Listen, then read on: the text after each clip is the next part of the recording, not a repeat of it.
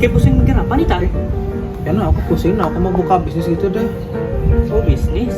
Iya, jadi aku tuh bingung kira-kira kita punya tuh bisnis itu cocok nggak amatan pasar yang ada, terus bisa nggak jalan dengan sesuai apa yang aku mau gitu loh ya.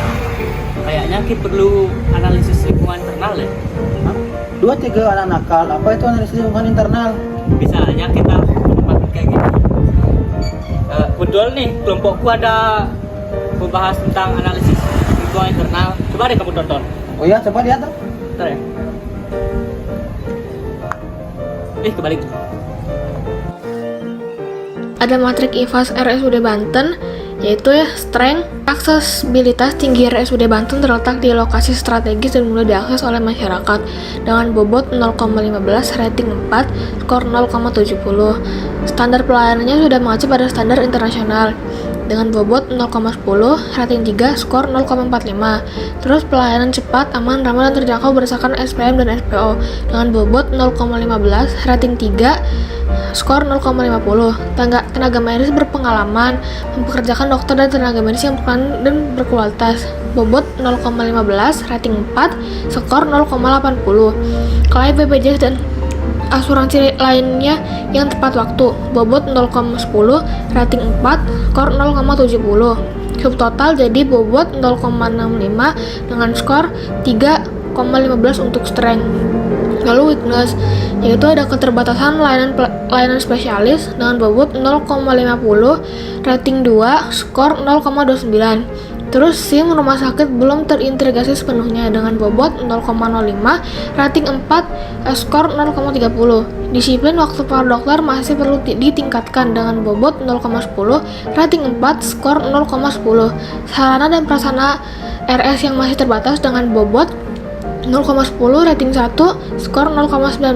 Budaya telat masih jadi kebiasaan dengan bobot 0,50, rating 2, skor 0,28. Subtotal jadi 0,35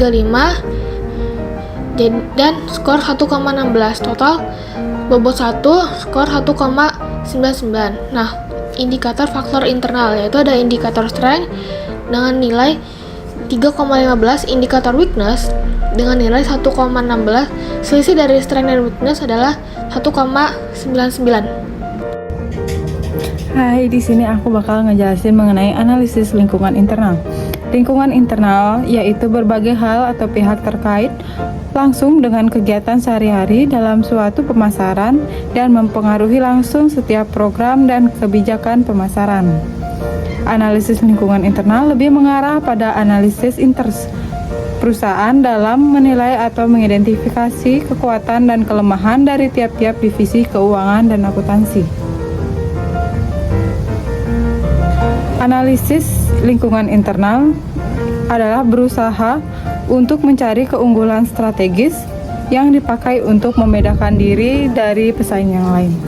Nah, dalam upaya tersebut bahkan mengandung banyak tantangan yang harus dihadapi.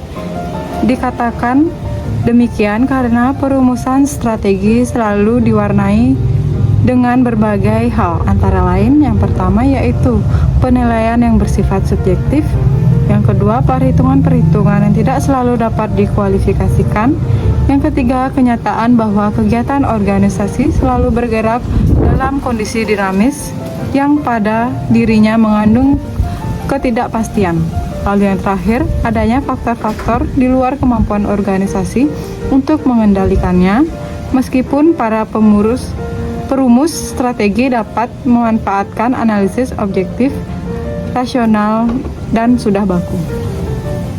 Selanjutnya ada beberapa cara untuk menganalisis lingkungan internal, yaitu yang pertama yaitu metode analisis PIMS atau Profit Impact of Market Strategy, yaitu analisis yang mengidentifikasikan faktor-faktor strategi utama yang mempengaruhi 80% profitabilitas.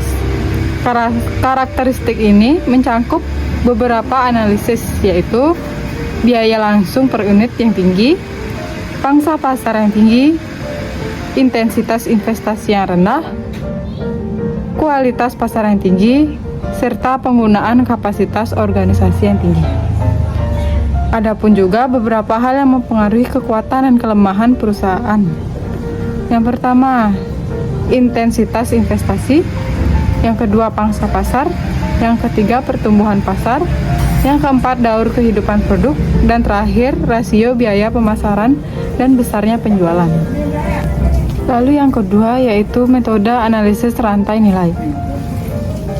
Metode ini disampaikan oleh Porter, yaitu cara menguji sifat dan luasnya sinergi organisasi di antara aktivitas internal korporasi.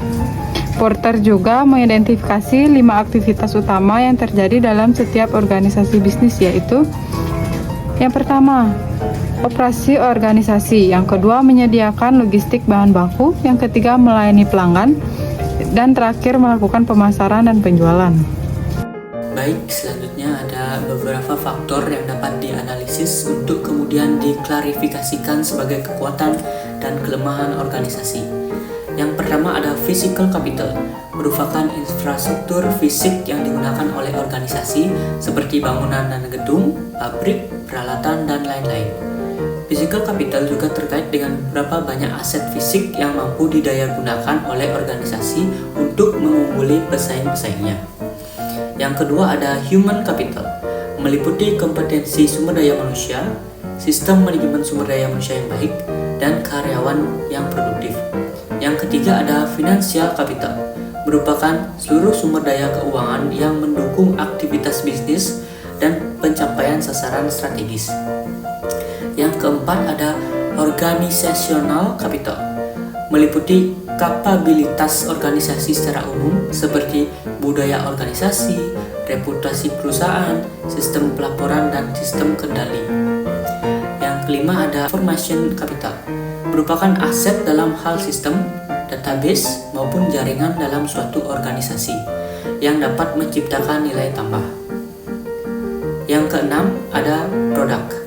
Produk merupakan hasil akhir dari sebuah proses bisnis, baik berupa barang maupun jasa yang ditawarkan kepada pelanggan.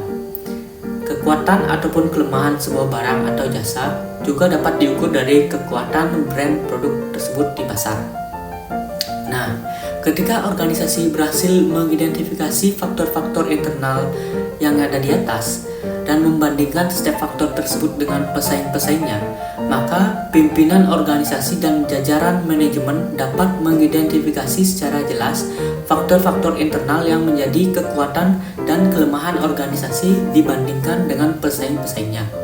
Nah, pemahaman ini memungkinkan para pimpinan dan manajer untuk dapat menentukan langkah-langkah yang perlu ditindaklanjuti dalam upaya memenangkan persaingan pasar. Gimana? Udah paham belum dah? Oh udah, makasih ya Yat. Aku jadi tahu nih sekiranya apa yang harus aku lakuin untuk bisnis aku ke depannya. Terima kasih. Oke, sama-sama. Semoga bisnismu berkembang ya. Oke, siap.